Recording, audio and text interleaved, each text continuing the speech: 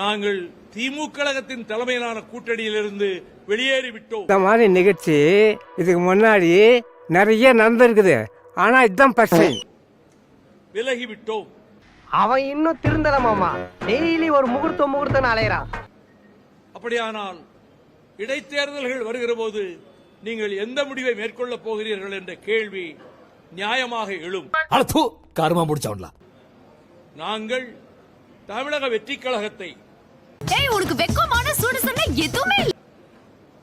முதலமைச்சராக இருக்கிற மாண்புமிகு ஜோசப் விஜய் அவர்கள் தலைமையிலான ஆட்சிக்கு ஆதரவாக நாங்கள் தமிழக வெற்றி கழகத்தை இடைத்தேர்தல்களில் ஆதரிப்போம். உள்ளாட்சி தேர்தல் வருமானாலும் தமிழக வெற்றி கழகத்தோடு தோழமை ஏற்படுவதற்கான வகையில் எங்களுடைய நடவடிக்கைகள் அமையும். இப்படிலாம் பண்ணன்னு வச்சுக்கடா, நாசமா போயிருவான். அப்பட்டமான பொய்களை, அபாண்டமான அவதூறுகளை நான் விஜயிடம் 50 கோடி வாங்கிவிட்டேன் என்று நீங்க மைண்ட் வாய்ஸ் நினைச்சு சத்தமா பேசிட்டு இருக்கீங்க.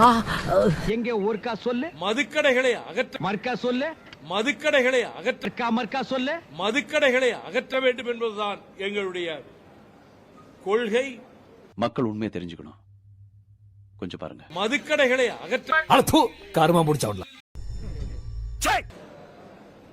படிப்படியாக ஒவ்வொரு கட்டமாக விரைவாக கடைகளை மூடி முழு மதுவிலக்கையும் இந்த அரசு கொண்டு வர வேண்டும். இதெல்லாம் நம்புற மாதிரியாங்க இருக்குது என்பதுதான் எங்களுடைய கோரிக்கையாகும். Corruption is a root cause for all evils.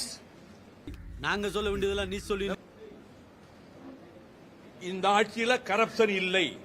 எப்படா நெஞ்சில கொஞ்சம் கூட ஈரம் இல்லாம இவ்வளவு பெரிய பொய் சொல்ற? அது எனக்கு முழு நம்பிக்கை இருக்கு. கமிஷன் இல்லை.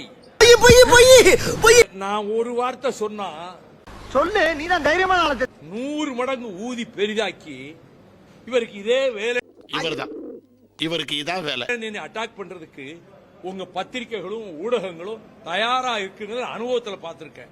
அதனாலதான் நான் விமர்சிக்கல. பாக்க பெரிய மனுஷமா இருக்க, இப்படி சண்டை ஓடுறாங்க. வாடே வந்து விலைக்கு வானே. குதிரை பேரம் யார் பண்றா? குதிரை பேரம் நடத்துகிற கட்சி எது? என்ன சொல்றது? எதையாச்சும் சொல்லியா? குதிரை பேரம் நடத்துகிற கட்சி எது? குதிரை பேரம் நடத்தித்தான் இப்ப ஒரு எம்எல்ஏ கொண்டு போயிருக்காங்களா அவங்க? அது குதிரை பேரமா ஒட்டக பேரமா? குதிரை பேரமா ஒட்டக பேரமா?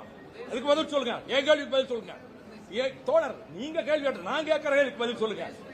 ஏன்னா மூக்கு புடப்பா இருந்தா சில நேரத்துல இப்படி எல்லாம் யோசிக்க தோணும். இந்த ஒரு செந்தில் செல்வனை கொண்டு போயிருக்காங்களே, இது குதிரை பேரமா ஒட்டக பேரமா?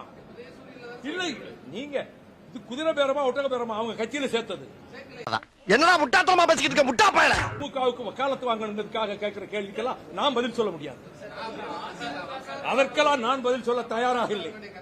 இல்ல இல்ல, நான் பதில் சொல்ல வேண்டிய அவசியம் இல்லை. உங்களுக்கு நான் பதில் சொல்ல வேண்டிய அவசியம் இல்லை. இல்லை, நீங்க என்ன நோக்கத்தோட கேட்கறீங்கன்னு தெரியும்.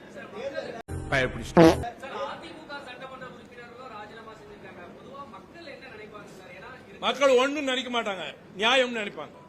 மக்கள் ஒண்ணு நினைக்க மாட்டாங்க. எல்லாத்திலையும் கமிஷன், எல்லாத்திலையும் கரப்ஷன். அது மக்கள் சொத்து தானே.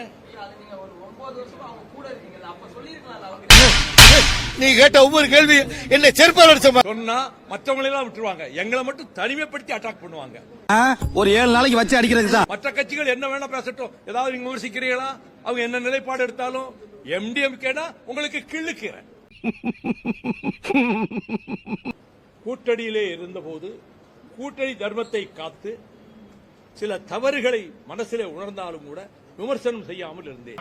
ஒரே புடுங்க புடுங்கி இங்க நின்று. இன்றைக்கு போடப்பட்ட தீர்மானங்களில் அரசு நல்லது செய்தால் நாங்கள் பாராட்டுவோம், தவறு இருந்தால் சுட்டிக்காட்டுவோம். பார்த்தாலே தெரிகிறது. தெரிகிறதா?